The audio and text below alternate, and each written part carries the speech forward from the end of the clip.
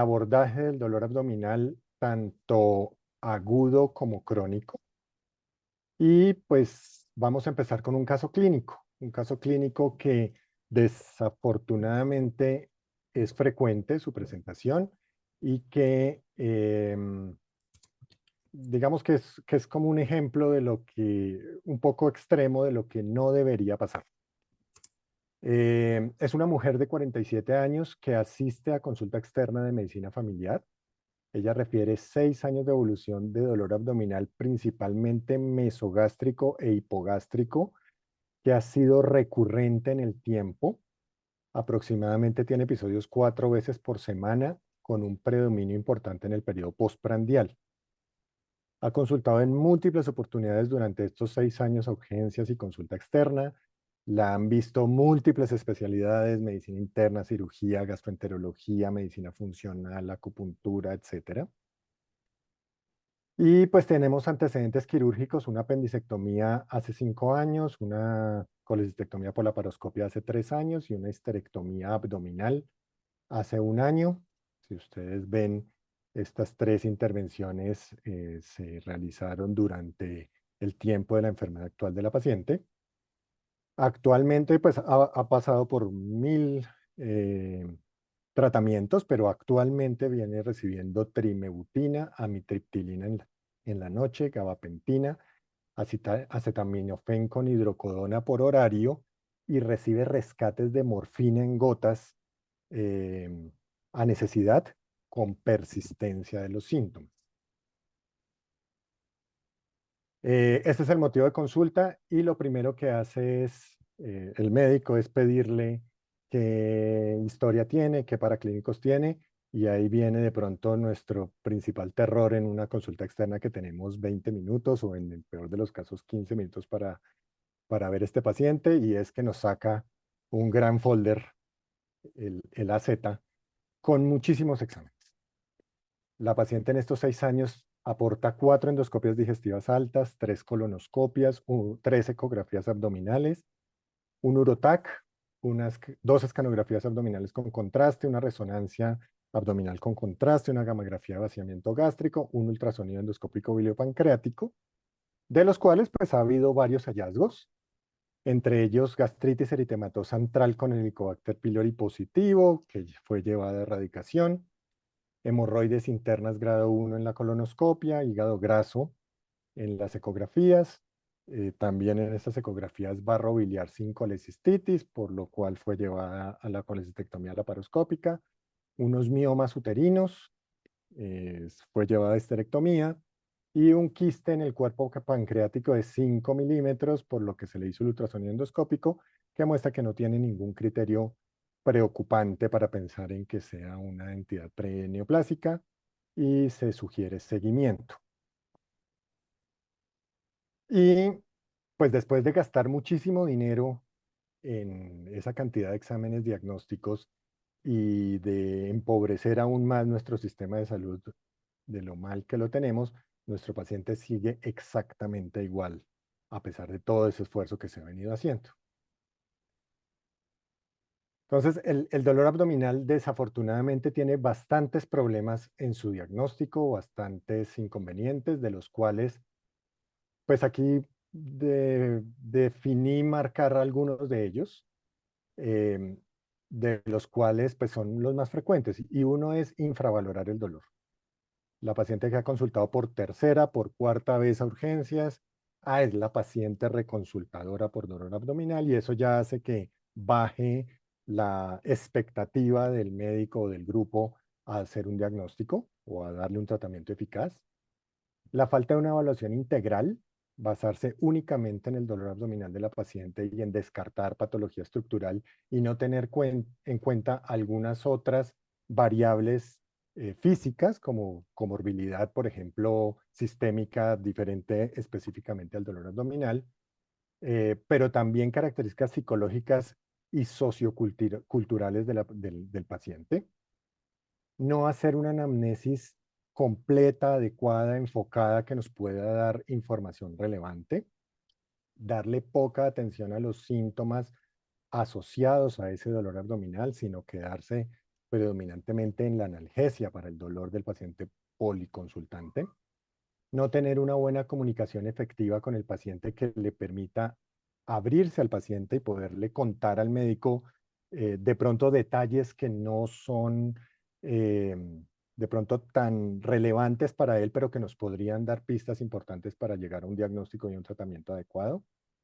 Depender excesivamente de las pruebas complementarias, eh, estar pensando, pero yo qué otro examen le pido si ya le han hecho 36 cosas y empezar es a repetir porque de pronto ahora sí me va a dar una respuesta.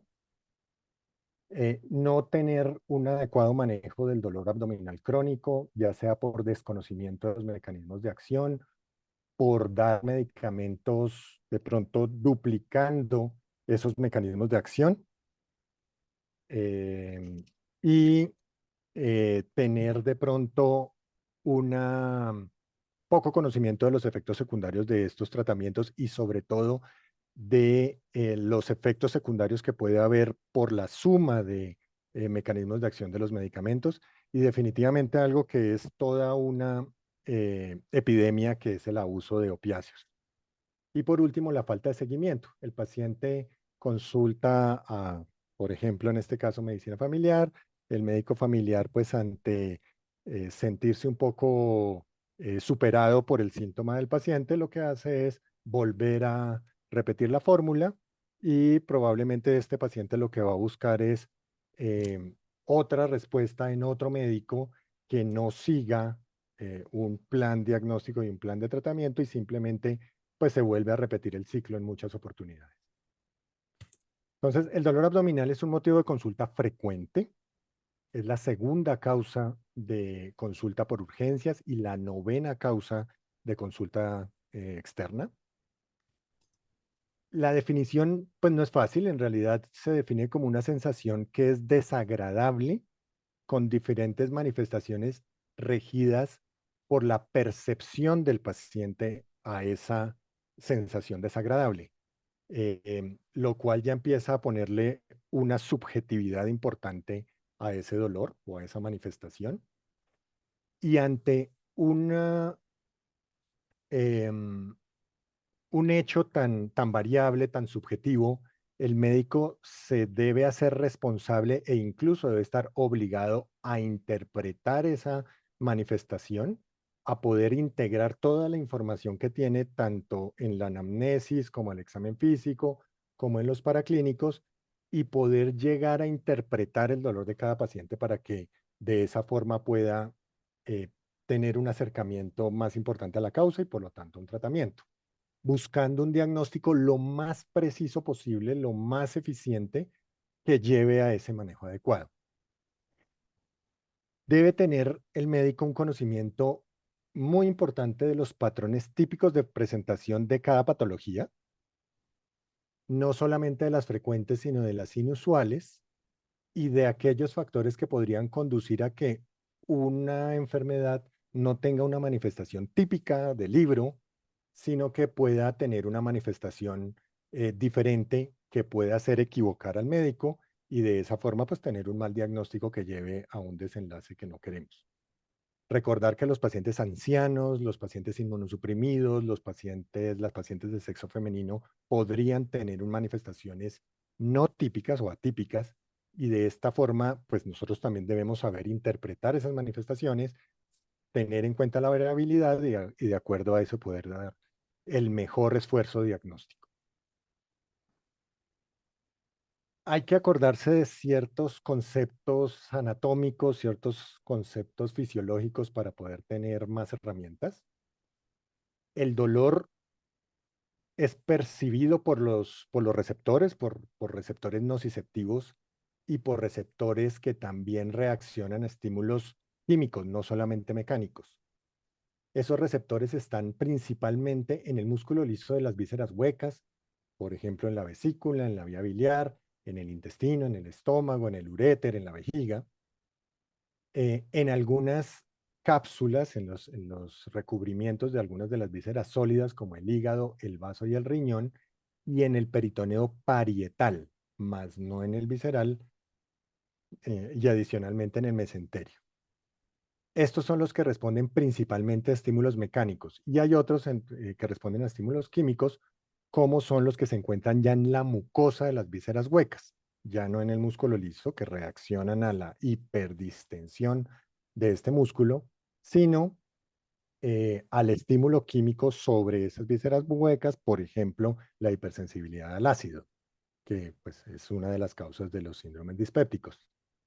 Y hay que tener en cuenta que hay estructuras que no tienen receptores, que no duelen, como es el peritoneo visceral y el epiplón mayor que no, o el epiplón menor, que no tienen receptores nociceptivos y por lo tanto no generan dolor.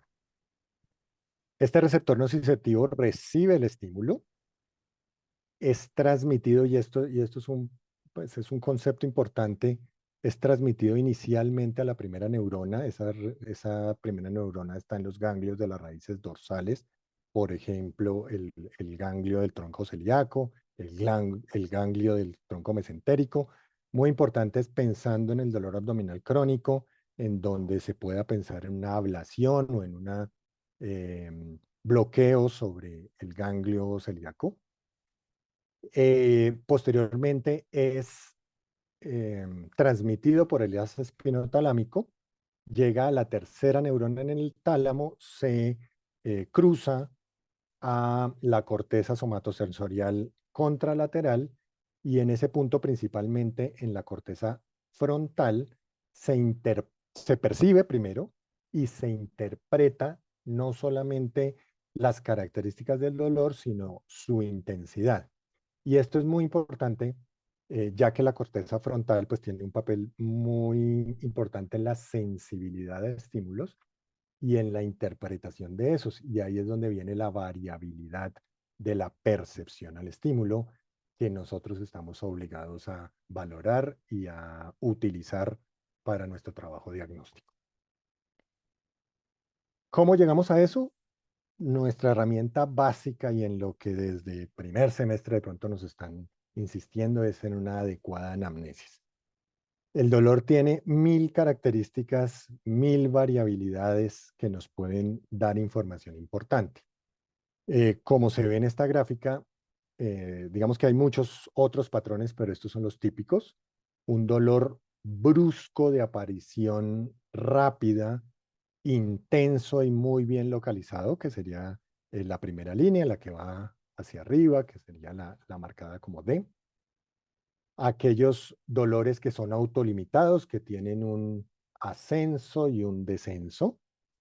Aquellos pacientes aquellos dolores que son de intensidad progresiva, constante, en aumento de intensidad, y aquellos dolores que pueden ser variables, con picos y valles, en donde algunas veces el dolor desaparece del todo antes de venir una nueva intensificación, o aquellos pacientes que no tienen control completo del dolor, sino simplemente una disminución en la intensidad y nuevamente tienen un pico, son picos y valles. Es importante tener en cuenta la duración de los episodios, la duración de los síntomas y la recurrencia de los mismos para poder tener en cuenta cómo podríamos enfocar este paciente. Lo otro es la localización. Digamos que siempre nos han mostrado esta grafiquita, en donde dependiendo de la localización, dividiendo el abdomen en 9 recuadros, podemos más o menos detectar o pensar en una posible afección de un órgano que represente el dolor en cierta localización diferente. Todos tenemos claramente definidos algunos de ellos: el dolor de pancreatitis, mesogástrico o epigástrico irradiado al dorso, el dolor de apendicitis, inicialmente en el epigastrio, que después baja hacia la fosa ilíaca derecha. Desafortunadamente, pues no es una regla que se cumple en el 100%, tiene una variabilidad importante, pero que nos da herramientas para poder no simplemente disparar exámenes diagnósticos en paralelo, sino ir buscando posibles etiologías que nos permitan definir y ordenar un esquema de estudio que permita llegar con mayor probabilidad a un diagnóstico. La intensidad del dolor es importante y pues hay múltiples formas de evaluarlo. Las que más tenemos utilizadas son las escalas análogas, que pueden ser ordinales, diciéndole al paciente de 1 a 10, o ahí pues ustedes han visto, hay múltiples dibujos, caritas, cosas que nos pueden hacer evaluar adecuadamente cuál es la percepción de la intensidad del dolor. Sin embargo, esa percepción va a estar em, manipulada o va a estar definida por experiencias pasadas del paciente. Puede ser que el paciente diga que en este momento tiene un dolor 5/10, aunque el dolor sea tremendamente intenso, porque en algún momento sufrió un dolor de mayor intensidad que lo lleva a decir que este no es tan fuerte. Y al revés, puede estar diciendo que es un dolor 10/10, eh, porque es el peor dolor que ha tenido en su vida, pero no necesariamente es la misma intensidad que en otras personas. Y definitivamente dependiendo de la personalidad, de la hipervigilancia que tenga el paciente, de algunos trastornos que pueden ser incluso sistémicos y que aumenten la percepción de intensidad del dolor, fibromialgia, síndrome de cansancio crónico, etcétera. Hay que tener en cuenta los factores agravantes y atenuantes, eso es súper importante. Tener en cuenta si el dolor cambia con los cambios de posición, si el dolor el paciente lo refiere como posterior a la ingesta o que se atenúa posterior a la ingesta, que eso también es importante, si el dolor se modifica con la deposición, con el tipo de posición, con la ausencia de la misma. Es importante hacer esa anamnesis y los síntomas asociados que pueden tener, y para esto pues la revisión por sistemas es fundamental. Si el paciente cursa con fiebre recurrente, con sudoración nocturna, con pérdida de peso, sangrado, bueno, cualquier otra manifestación que pudiese hacernos orientarnos en un diagnóstico. Entonces esto es fundamental en la anamnesis. Obviamente los antecedentes, no solamente los personales, sino los familiares. Si tiene el paciente episodios similares, previos, que lo han hecho consultar o que han sido de las mismas características pero menor intensidad, como episodios de urolitiasis, enfermedad pélvica inflamatoria, historia de endometriosis, pues lo puede hacer a uno pensar que pudiese haber relación con alguna de estas entidades. La profesión del paciente también es importante. Algunas enfermedades de depósito, mercurio, por ejemplo, plomo, pueden desencadenar dolor abdominal crónico. El paciente que tiene cirugías previas, los síndromes adherenciales, estenosis anastomóticas, etcétera. Pacientes con enfermedades sistémicas que pudiesen causar dolor abdominal. Recuerden que la diabetes mellitus descompensada puede manifestarse, una manifestación de la cetoacidosis puede ser dolor abdominal. Lo que hablábamos, síndromes de fatiga crónica, pacientes con fibromialgia reumática pueden tener manifestación en dolor abdominal.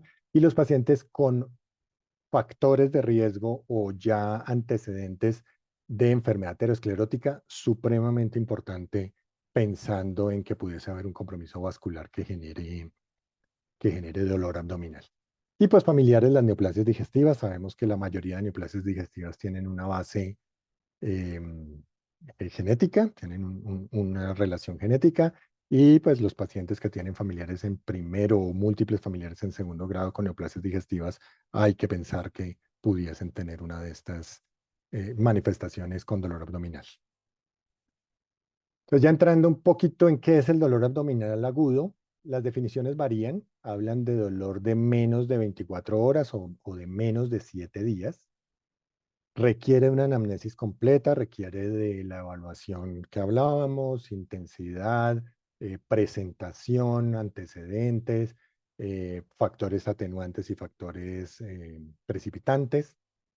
Y requerimos una exploración física detallada y dirigida principalmente para descartar patologías que requieran una intervención que podría ser quirúrgica y que incluso podría estar afectándole la vida al paciente.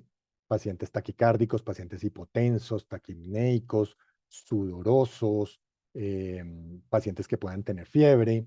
La postura del paciente es importante. Los pacientes con dolor que cause irritación sobre el peritoneo podrían eh, asumir una postura intentando disminuir ese dolor, agachándose o encorvándose, lo cual pues nos hace pensar que el paciente que está acostado en posición fetal y que se queja de dolor intenso podría tener una patología seria que amerite alguna intervención urgente. Hay posturas también muy típicas, por ejemplo, el paciente que se inclina hacia adelante, no que se encorva, sino que se inclina hacia adelante, nos hace pensar en patología biliar con mucha frecuencia y hay que tenerlo en cuenta. Y pues claramente tenemos que evaluar si hay signos de irritación peritoneal que todos conocemos, el McBurney, el Blomberg, el Robson, el Morphy, el signo del SOAPS o el taconeo, que todos hablan de irritación muy dirigidos hacia la apendicitis aguda, muchos de ellos, otros hacia la colecistitis aguda, pero que nos hacen prender las alarmas y decir, este paciente tal vez tenga algo que amerite una evaluación un poco más urgente, un poco más exhaustiva, porque puede que tenga una patología quirúrgica que amerite una intervención rápida. Entonces, pues estas son las causas más frecuentes de dolor abdominal agudo, o al menos las que primero tenemos que estar pensando y que hay que descartar. Ya hablábamos, la apendicitis. Generalmente es un dolor de inicio gradual que arranca usualmente en el epigastrio, en el mesogastrio, y que luego va migrando hacia la fosa ilíaca derecha. eh, Inicialmente localizado, pero después puede hacerse difuso e incluso generalizarse cuando ya hay una complicación. Generalmente es un dolor intenso que hace que el paciente se encorve. La colecistitis es de inicio rápido, generalmente en el periodo postprandial, usualmente después de una comida rica en grasas, con un predominio en el hipocondrio derecho, generalmente irradiado hacia el dorso, hacia la región lumbar derecha, muy localizado y de unas características de cólico.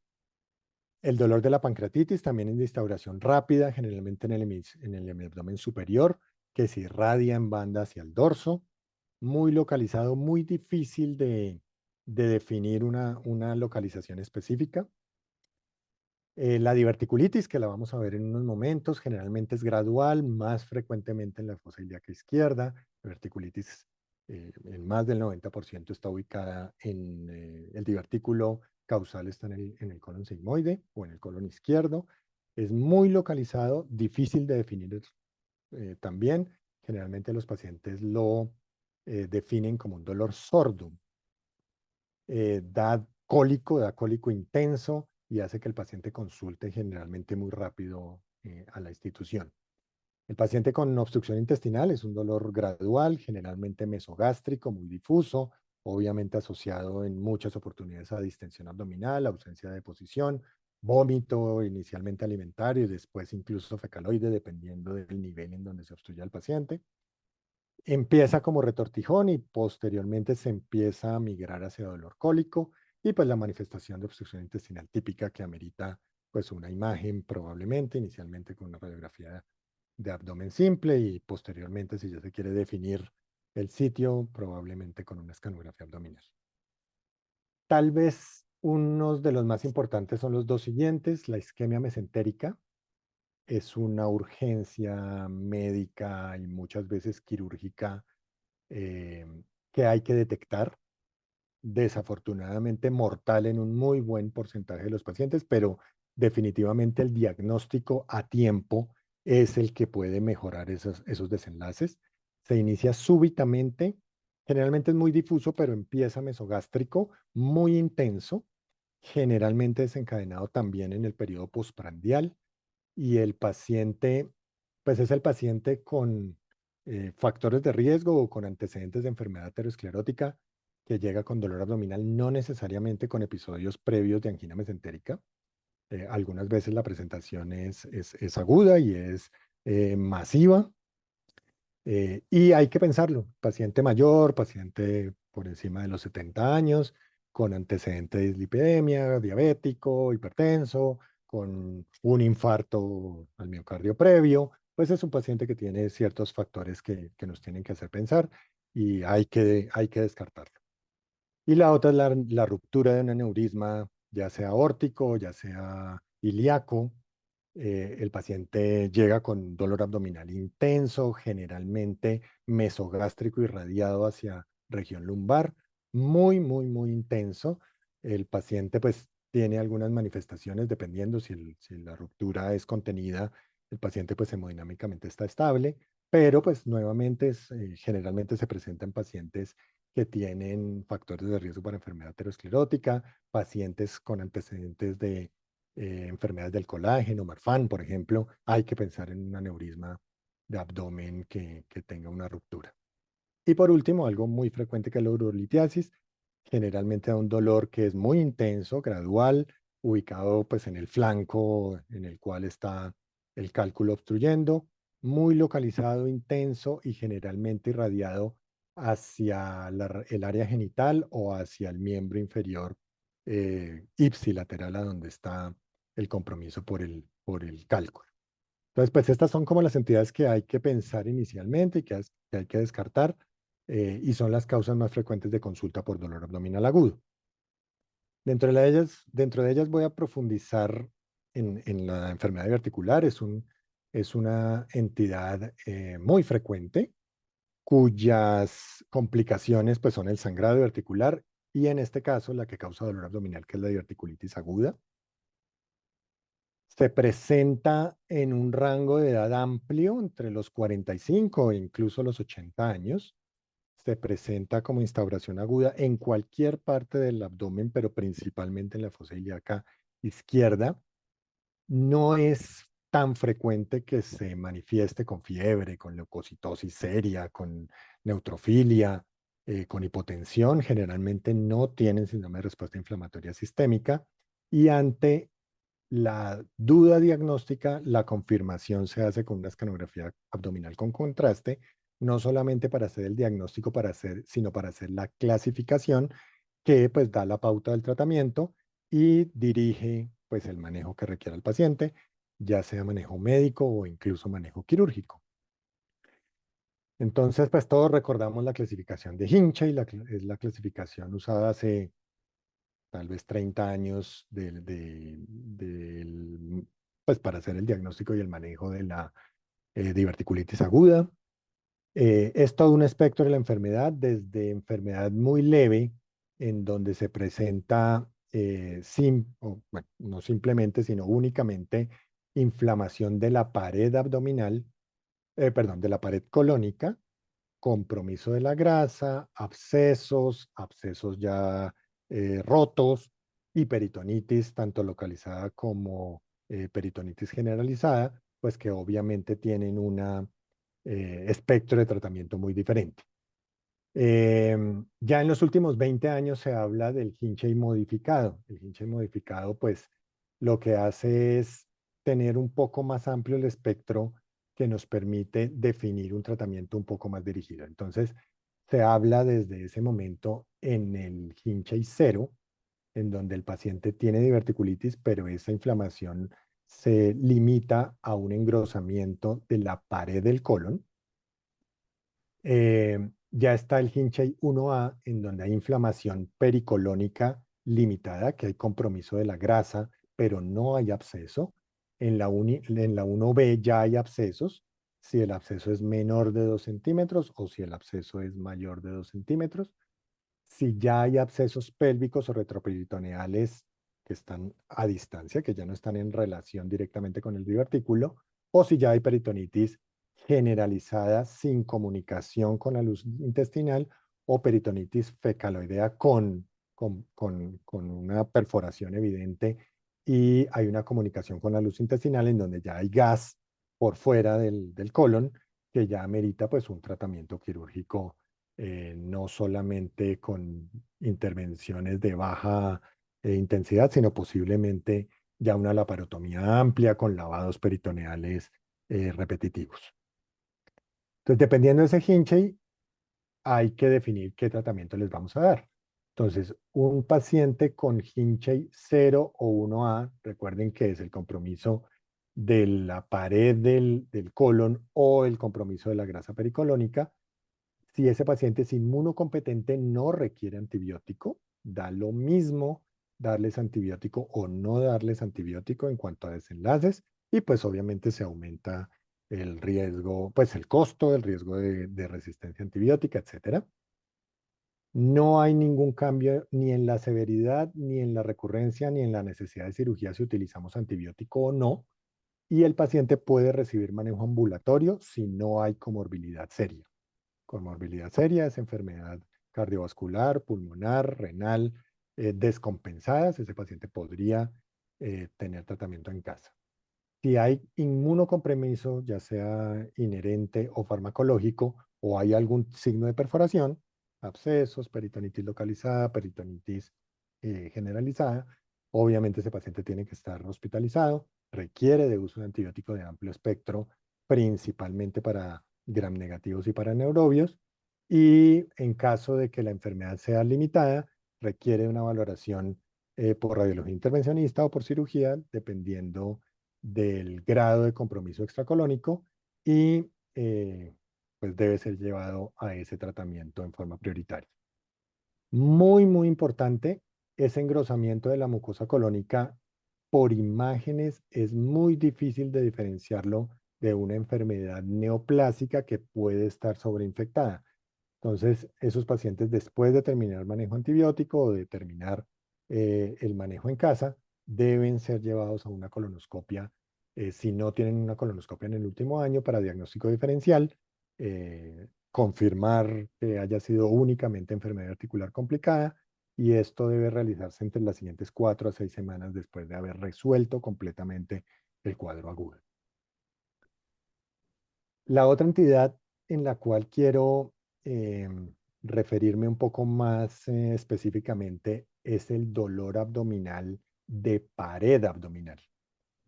Es un, es un motivo de consulta frecuente. Digamos que nosotros los gastroenterólogos lo vemos con cierta frecuencia. Es un paciente que lleva, pues todo dolor crónico tiene un inicio agudo, pero generalmente han consultado en tantas oportunidades que pues deja de ser un dolor agudo y se devuelve un dolor crónico, de un muy fácil diagnóstico, de un abordaje realmente sencillo, barato, al alcance de cualquier médico, y que se diagnostica tan poquito que los pacientes terminan en múltiples exámenes y con persistencia del dolor, y que pues realmente no son enfocados adecuadamente con frecuencia.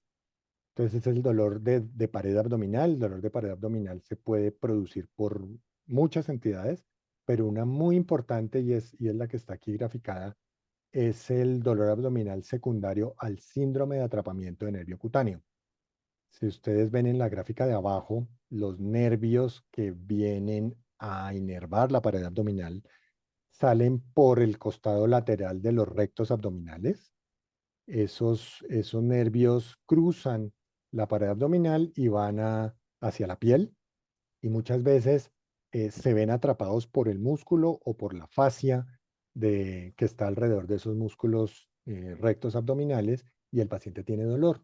Un dolor que el paciente refiere como puntual, que se modifica con los movimientos. Es que yo no me puedo acostar para ese lado porque tengo mucho dolor, yo no me puedo reír duro, yo no puedo alzar algo pesado porque me aumenta el dolor. Y uno, al preguntarle en dónde está el dolor, pues el paciente lo puntualiza: a mí me duele aquí, ¿sí?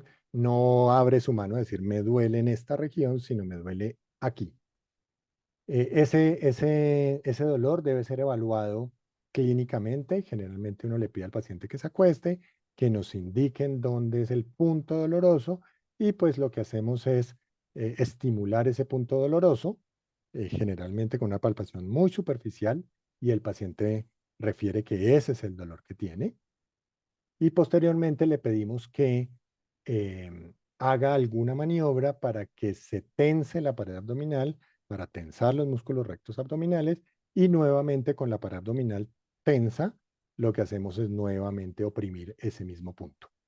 Si el dolor persiste igual o se incrementa en intensidad, ese paciente tiene un síndrome de dolor abdominal agudo de origen en la pared abdominal, y requiere manejo específico a ese dolor de pared abdominal, y no requiere ninguna otra aproximación diagnóstica imaginológica, no requiere TACs, colonoscopias, endoscopias, etcétera. Eso se evalúa, esa maniobra se llama signo de Carnet. Hay dos formas de hacerlo, haciéndole que el paciente levante la cabeza.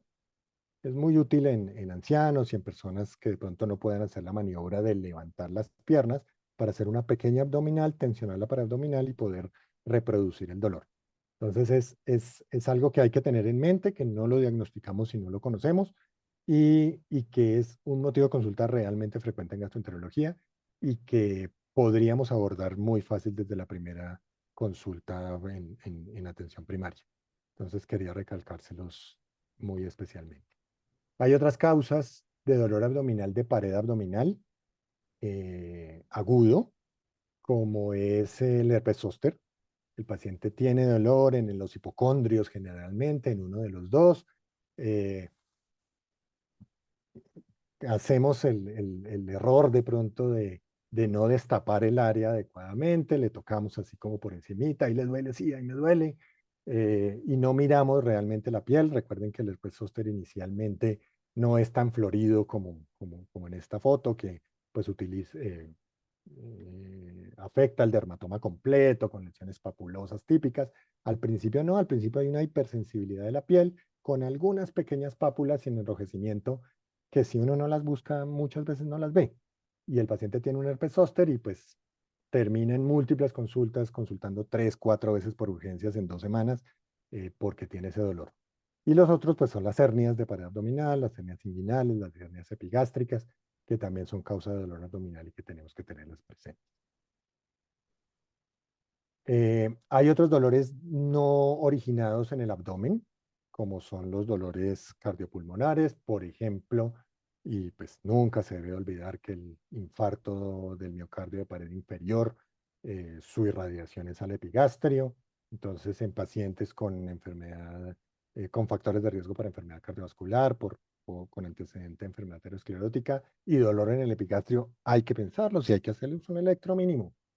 Y lo otro es el derrame pleural. El derrame pleural con frecuencia se manifiesta con dolor en el hipocondrio del lado en donde tiene el derrame pleural. Entonces, pues hay que eh, asociar o preguntar por síntomas respiratorios que pudieran hacer pensar en esto y que con una simple radiografía de tórax se podría diagnosticar.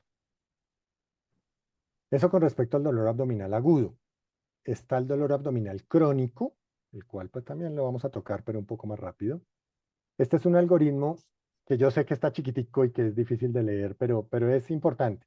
Y si tienen la oportunidad después de mirarlo un poco más despacio, eh, nos permite tener unas pautas útiles para poder saber si el paciente tiene un dolor abdominal crónico de origen orgánico y que no se nos olvide que hay dolor abdominal de origen funcional, que está claramente tipificado dentro de los síndromes funcionales descritos en los criterios de Roma, en donde pues no se requiere de hacer un montonón de exámenes para dejarlo como un diagnóstico de descarte, sino que se puede llevar y uno puede tener una sospecha clínica de dolor abdominal funcional que le acorte un poco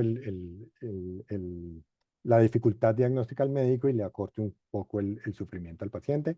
Básicamente es determinar si el paciente tiene banderas rojas para enfermedad estructural, si el paciente tiene pérdida de peso, si tiene anemia, si tiene hemorragias, si tienes antecedentes de tanto personales o familiares de neoplasias gastrointestinales, si tiene alguna relación ese dolor con la ingesta, con la deposición, si hay factores estresantes o no que lo aumenten o lo disminuyen. Entonces es un algoritmo que permite, de acuerdo a esas valoraciones, poder ir clínicamente descartando origen orgánico que amerite profundizar en estudios diagnósticos y quedarse con el diagnóstico de dolor abdominal crónico funcional que tiene un enfoque y un manejo diferente.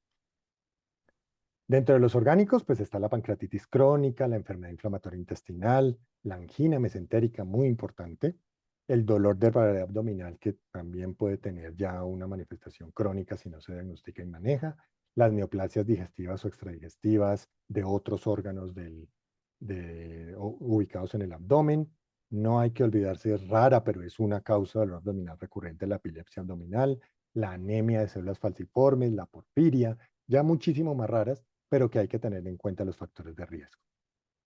Súper importante la pancreatitis crónica. Es un paciente que tiene dolor que es persistente, pero con exacerbaciones postprandiales. Hay que tener en cuenta los factores de riesgo, tabaquismo, alcohol, antecedentes familiares de cáncer. Y principalmente se da por la hipertensión del conducto pancreático, del Wirsung, ya sea porque tiene estrecheces, como en esta foto que hay una estrechez en la cabeza del páncreas que está dilatando proximalmente el conducto pancreático, o los pacientes que tienen, como en esta foto, una litiasis pancreática que aumenta la tensión dentro del conducto y que puede hacer aumentar el dolor abdominal del paciente. Esos pacientes eh, ya sea con estenosis o con cálculos, van a manejo endoscópico, se hace manejo con la angiografía retrograda endoscópica o incluso manejo quirúrgico. Y hay que tener muy prendidas a las alarmas a los abusos de analgésicos y sobre todo de opiáceos. Estos pacientes tienen un altísimo riesgo de abuso de opiáceos que tenemos que tener en cuenta. La otra entidad súper importante que hay que tener en mente es la enfermedad inflamatoria intestinal, principalmente la enfermedad de Crohn. La enfermedad de Crohn no necesariamente se manifiesta con el cuadro típico de diarrea, anemia, anemización, perdón, anemia, sino muchas veces puede manifestarse con obstrucciones o con estenosis de algún segmento del tracto digestivo que generen dolor abdominal, y hay que tenerlo en cuenta como una de las causas de dolor abdominal eh, predominantemente postprandial. Y la otra, en las cuales vuelvo a hacer énfasis, es la enfermedad aterosclerótica aórtica. Después de los 60, de los 70 años, todos vamos a tener algo de componente ateromatoso de la aorta, y ese componente ateromatoso puede eh, comprometer específicamente los ostium de las arterias mesentéricas del tronco celíaco y favorecer pues, el déficit de aporte de oxígeno a las vísceras, causando que cuando esas vísceras necesiten un mayor aporte, por ejemplo en el periodo postprandial, el paciente tenga dolor y se manifieste como angina mesentérica. Entonces, supremamente importante pues, en la anamnesis ver el momento, la intensidad y la relación con la comida. Entonces, el dolor abdominal crónico funcional es muy importante y, como les decía, es una entidad tipificada por los criterios de Roma 4. Es una entidad que no requiere un diagnóstico positivo. Perdón, se hace un diagnóstico positivo. Ese diagnóstico se hace basado en ese algoritmo en donde se descartan las banderas rojas, se considera un paciente de baja probabilidad para enfermedad orgánica, que se modifica con los factores estresantes, que se modifica con aquellos momentos en que los órganos abdominales están funcionando, cuando hay deposición, cuando el paciente consume alimentos que requieren una alta carga de movimiento por el sistema digestivo, y, entre comillas, simplemente se trata de un aumento de la sensibilidad a los estímulos normales. El funcionamiento normal del tracto digestivo le causa dolor al paciente y eso lo tenemos que tener en cuenta y no bombardear a este paciente con una cantidad de estudios eh, que, como les digo, generan unos costos. En conclusión, pues quise poner esto. En mi época, no sé en la de ustedes, pero en mi época se hablaba que el abdomen y que el dolor abdominal era el cementerio del clínico. Eso lo decían mucho los cirujanos porque pues el clínico se embolataba mucho en el diagnóstico, pero en realidad creo que nosotros los clínicos, yo soy internista, eh, el médico general, el médico familiar, el médico que recibe por primera vez al paciente, tiene que tener un enfoque clínico tal que la historia clínica, desde la anamnesis, la revisión por sistemas, el examen físico, le permita tener una aproximación diagnóstica suficiente para que nos permita orientar, aunque sea un diagnóstico sindromático inicial, y poder dirigir los métodos paraclínicos y no empezar a pedir exámenes en forma desordenada, generando no solamente costo monetario, sino un costo de desgaste para el paciente, su familia y para el sistema de salud. Y el manejo a tiempo, que para poder manejar a tiempo una patología tiene que ser diagnosticada. Ese manejo a tiempo va a evitar un deterioro significativo, sobre todo de la calidad de vida de los pacientes, que es lo que más se ve reflejado en el dolor abdominal crónico.